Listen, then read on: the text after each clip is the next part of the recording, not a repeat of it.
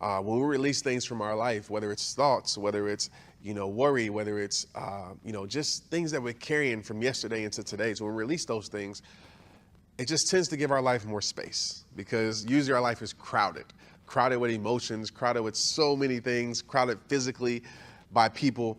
And when we give ourselves time to really release, gives ourselves some more space to operate in peace, some more space to operate in appreciation, some more space to operate in gratitude.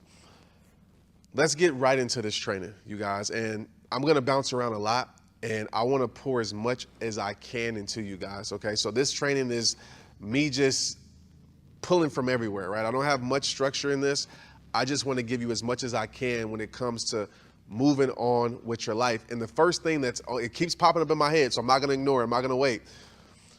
But I'll tell you this.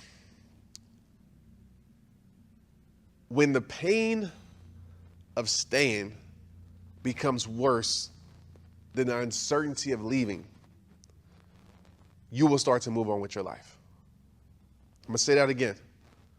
When the pain of staying becomes worse, and sometimes it has to be way worse, than the uncertainty of moving on, the uncertainty of leaving, it becomes easier to move on with your life. What do I mean by that? Well, some of us, and this might seem very insensitive to say, but it's facts. Some of us don't understand how much freedom comes with letting go of what we're used to. Some of us really aren't sick and tired of really being sick and tired. You might say, Trent, I am sick and tired. Well, if you're sick and tired of being sick and tired, then you're not going to accept less anymore with your life. Right? And sometimes it takes really getting to a place of understanding that this pain is so tough. It is so hard. I'm willing to go through uncertainty, because most of us will stay in a place of certainty. And listen to me right now. We'll stay in a place of certainty no matter what that certainty looks like, no matter if it's pain, no matter if it's pleasure, as long as, and this seems crazy to say, but our minds are crazy things. But as long as it's a place of certainty and we're comfortable in certainty, we'll stay there, even if it's pain, because at least we know what we're going to get out of it.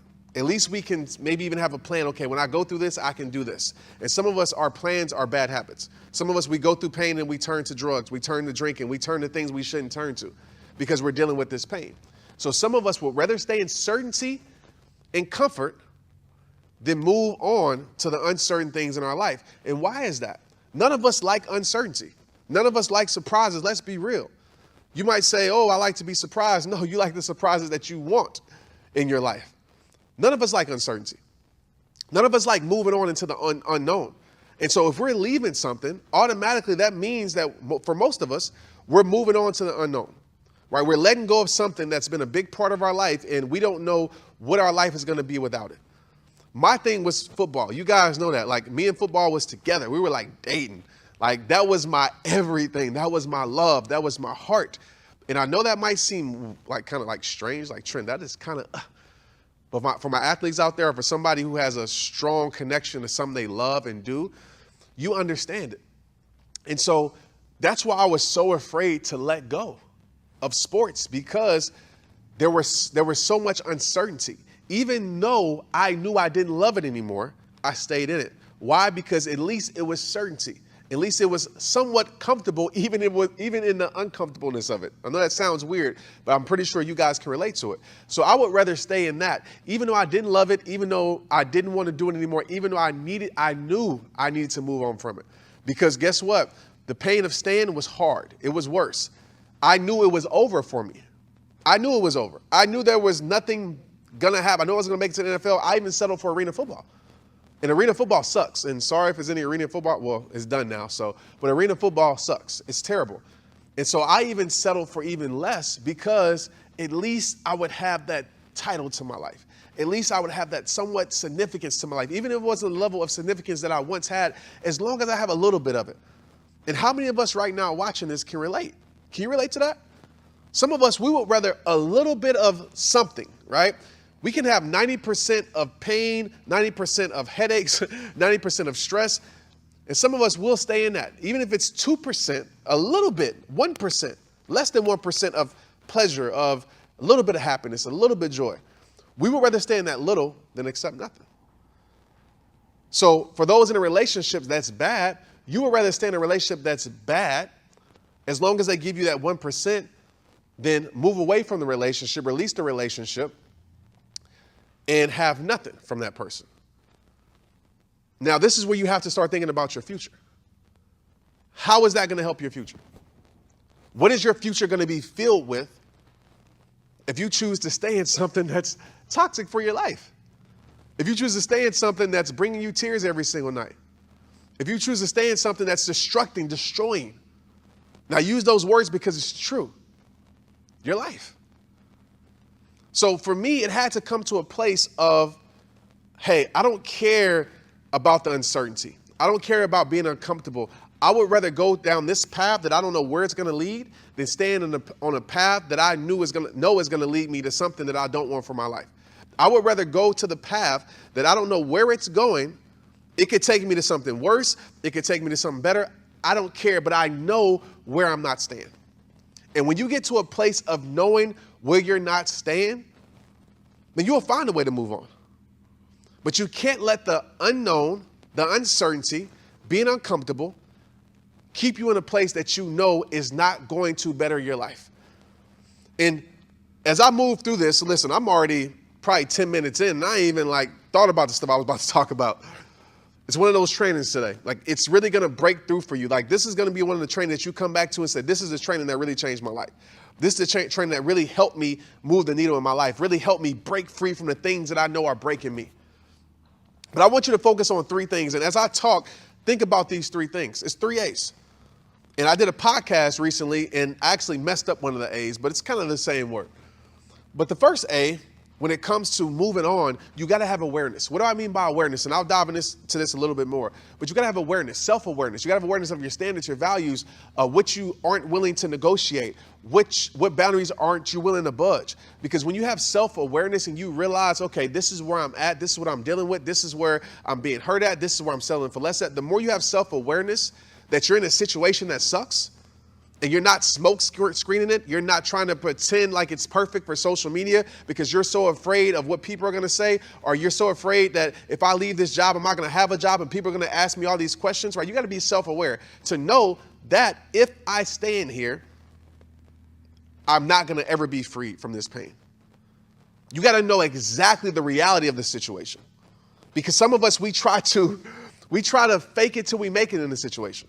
Maybe it's because we're so wrapped up into what it first gave us. And that's why breaking free, and I'm probably gonna talk about this later, but breaking free is so hard from certain situations. You gotta look at it as like an addiction, right? A drug addict, addiction with food, addiction with alcohol, whatever it may be, alcohol, addiction with video games. It's so hard to break free from certain things that you know you need to break free from, because our mind subconsciously is tied to what it once gave us. And what it once gave us was something beautiful. What it once gave us was pleasure. What it once gave us was relief. That's why we're associated to that. And we're going to talk about that in a minute. That's why it's hard for us to break free from that, because we're not aware of the truth of the situation. We're not aware of what it is instead of what it was. What they once gave us, or what it once gave me, it's no longer giving me that today. And so when you become aware of the reality of the truth, of the facts of the situation, it makes it a little bit easier. I'm not going to say easy, but it makes it a little bit easier to move forward with your life. The second A that I want you to think about during this whole training is acceptance. And this one's hard, because some of us, we don't want to accept that thing, that time in our life is over. I didn't want to accept football was over. I didn't want to accept certain past relationships, friendships were over, because I was still holding on to the hope that it could get better. The hope that it could change. The hope that, as a miracle would happen, come down and really change this time in my life. But I had to accept it. And so many of us, we don't accept things because we're either trying to change it, we're either trying to revive it. And listen, as we talk today, I don't want you to be like, okay, Trent said this, so I'm going to make my decision. Relationships, certain things, you have to fight for it. Everything isn't going to be perfect. Friendships isn't going to be perfect. Your team isn't going to be perfect. And so just because it's not perfect doesn't mean you need to throw it away. Only you know if it's something that can be revived or fixed, because some of us, we're trying to give CPR to dead situations.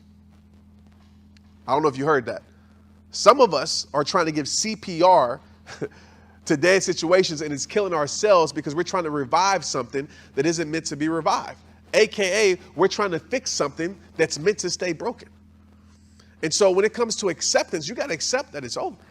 You got to accept that it's done. And when I accept that football was done, when I accept past relationships were done, even though I didn't want to accept it, but when I really said, okay, it's done, that gave me the space to move forward. It's like burning a bridge.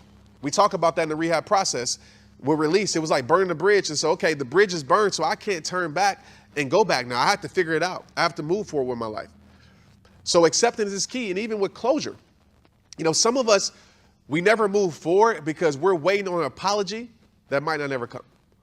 We're waiting on changed behavior that might not ever come. We're waiting on a situation that changed that might not ever come. And we're waiting on understandings for the reason. What do I mean by that? What I mean by that is you're waiting on, okay, this is why it happened. So, okay, I can move on from it. And yeah, at times that could happen. But the reality of it is 98% of the times, you don't get the closure that you're looking for. You don't get the understanding for their reasons. You don't get the understanding for why it happened. You don't. But you know what has that understanding? Your future. I didn't understand why certain relationships ended until I got in my marriage. Now it made sense. I didn't understand why certain dreams had to come to an end, why I had to move on from some things until I started living my purpose, AKA rehab time. I didn't understand, why certain friendships, why I had to lose certain jobs, why those things had to end until I met better people in my life. And so your future has your closure. You got to architect your closure. You got to create your closure. And the way I create it is just by saying these simple words. My future has the better that I deserve. And I know I will never be able to connect the dots moving forward, but I can connect the dots moving backwards. I know where I can't stay anymore, so I'm going to move on from that situation. Okay, so number 2 is acceptance. Number 3, as I said in my podcast, I said affiliation, which is the same thing, but I meant to say association. And as we work through this, we'll talk about this more in depth, but it's hard to break free from something that you need to break free from when you have the wrong association with that situation. What do I mean by that? Remember when I just talked about a few minutes ago where some of us, we like, oh, this brought this to my life. This saved me from this. And this was great at first. And this years ago was the thing that I needed. And we're still associating that thing, that situation, that person, whatever it is for you, we're still associating it with good. We're still associating it with pleasure. And when we have misassociations, we tend to break our own hearts. We tend to stay stuck in things because we're thinking that it is something when it's not something. So you got to change the association. You got to say, okay, it's not pleasure anymore, it's pain.